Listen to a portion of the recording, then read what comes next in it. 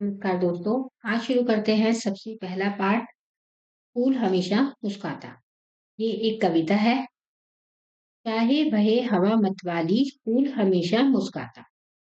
चाहे कितनी भी तेज हवा चल रही हो, हवा मतवाली मतलब तेज हवा चल रही हो, फूल हमेशा मुस्कुराता रहता है। चाहे बहे बहे हवा लू वाली, फूल हमेशा मुस्कुराता। और चाहे गर्मियों में गर्म हवा चल रही हो, लू वाली का मतलब गर्म हवा चल रही हो, तब भी फूल मुस्कुराता रहता है। पत्तों की गोदी में रहकर फूल हमेशा मुस्कुराता। फूल के नीचे क्या होती हैं? पत्तियां, और पत्तियों से घिरा हुआ रहता है फूल, तो इसलिए लिखा है पत्तों की गोदी में रहकर फूल हमेशा मुस्कुराता रहता है।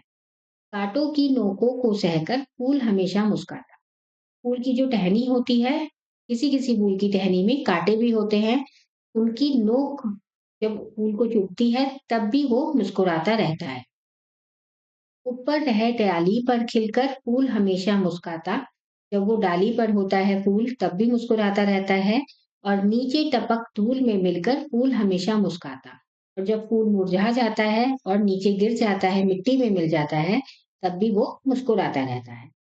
रोना नहीं फूल को आता, फूल हमेशा मुस्कुराता, इसलिए वह सबको भाता, फूल हमेशा मुस्कुराता। फूल को रोना नहीं आता, फूल हमेशा मुस्कुराता रहता है। और इसलिए सब फूलों को पसंद करते हैं, क्योंकि फूल मुस्कुराता रहता है। इस कविता के हम शब्दार्थ करते हैं। बहे, चले या फिर प्रवाहित हो। लू वाली, झुलसाने वाली मतलब गर्म हवा जिससे कि त्वचा झुलस जाए। धूल में मिलना मतलब मर जाना। मुस्काता, मुस्कुराता। मतवाली, मस्ती भरी। टपक, गिरकर। भाता, अच्छा लगता है। अभ्यास, श्रुतलेख लिखिए। मतवाली, मुस्काता, हमेशा, डाली, फूल, टपक, पत्ता, कांटा, भाला और गोदी। सही विकल्प पर सही का निशान लगाइए। कौन हमेशा मुस्काता है? क्या चीज मुस्काती है हमेशा? फूल, कांटे या डाली? फूल हमेशा मुस्काता है। फूल को क्या करना नहीं आता? फूल को रोना नहीं आता। कविता की पंक्तियां पूरी कीजिए। चाहे बहे हवा मतवाली, फूल हमेशा मुस्काता।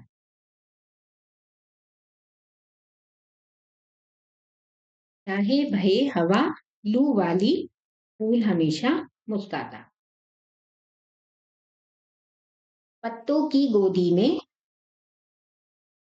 रहकर फूल हमेशा मुस्काता।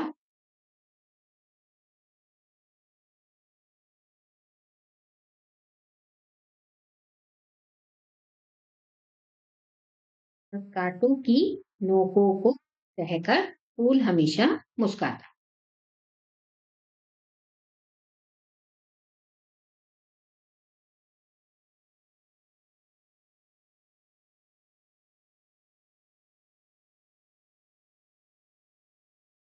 नंबर 3, सरल अर्थ लिखिए। सरल अर्थ मतलब सरल अर्थ। इन पंक्तियों का आपको अर्थ लिखना है। रोना नहीं फूल को आता, फूल हमेशा मुस्काता, इसलिए वह सबको भाता, फूल हमेशा मुस्काता। इन पंक्तियों का अर्थ है कि फूल को रोना नहीं आता, वह हमेशा मुस्कुराता रहता है, और इसलिए सबको अच्छा लगता है। आता मतलब अच्छा लगता है।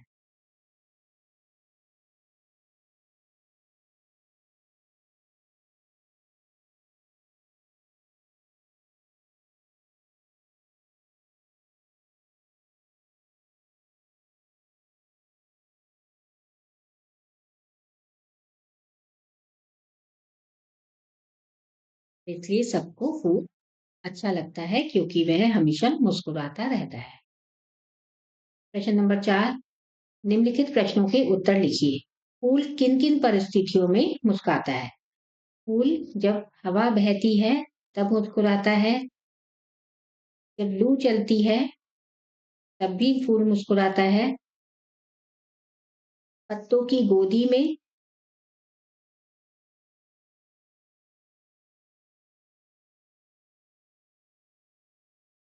कांटों की नोक को सहकर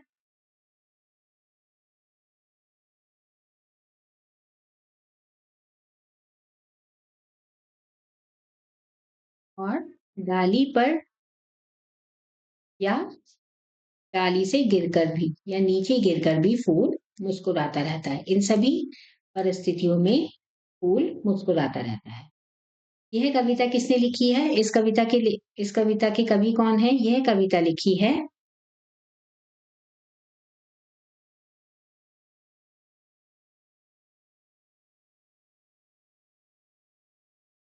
यह कविता सोहनलाल द्विवेदी जी द्वारा रचित है।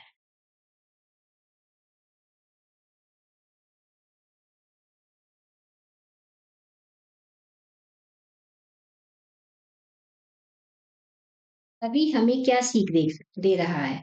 प्रश्न नंबर 3, कवि हमें ये सीख दे रहा है कि हमें कठिन परिस्थितियों में भी घबराना नहीं चाहिए, रोना नहीं चाहिए या परेशान नहीं होना चाहिए। हमें उनका सामना मुस्कुराते हुए करना चाहिए। जैसे फूल हर एक परिस्थिति में खुश रहता है, मुस्कुराता रहता है, ऐसे ही हमें कठिन परिस्थितियों से घबराना नहीं चाहिए और मुस्कुराते हुए उनका सामना करना चाहिए। फूल अपने किस गुण के कारण सबको अच्छा लगता है? फूल सदा मुस्कुराता रहता है, हर एक परिस्थिति में मुस्कुराता रहता है, इसलिए फूल सबको अच्छा लगता है। भाषा ज्ञान, निम्नलिखित शब्दों के दो पर्यायवाची लिखिए। हवा, हवा का पर्यायवाची है वायु और पवन।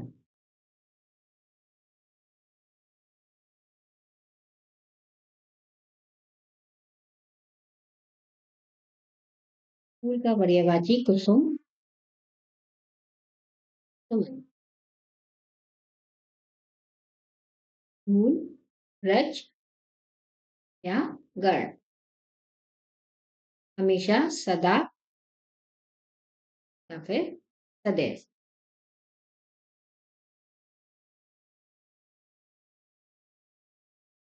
निम्नलिखित शब्दों का वाक्यों में प्रयोग कीजिए।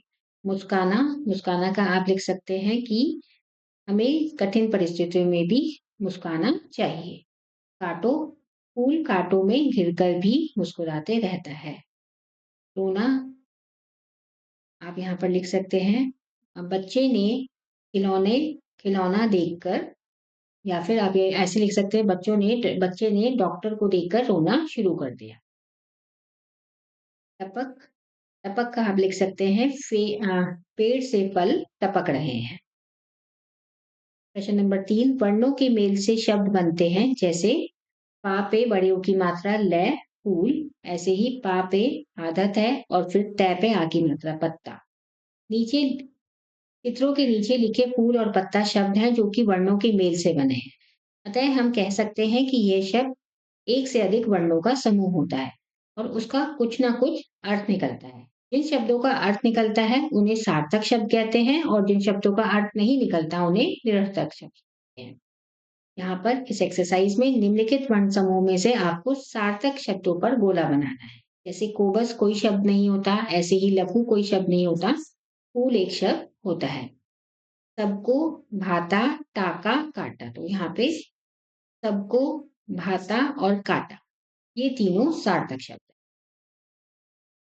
ये पाठ यहाँ पर समाप्त होता है। धन्यवाद।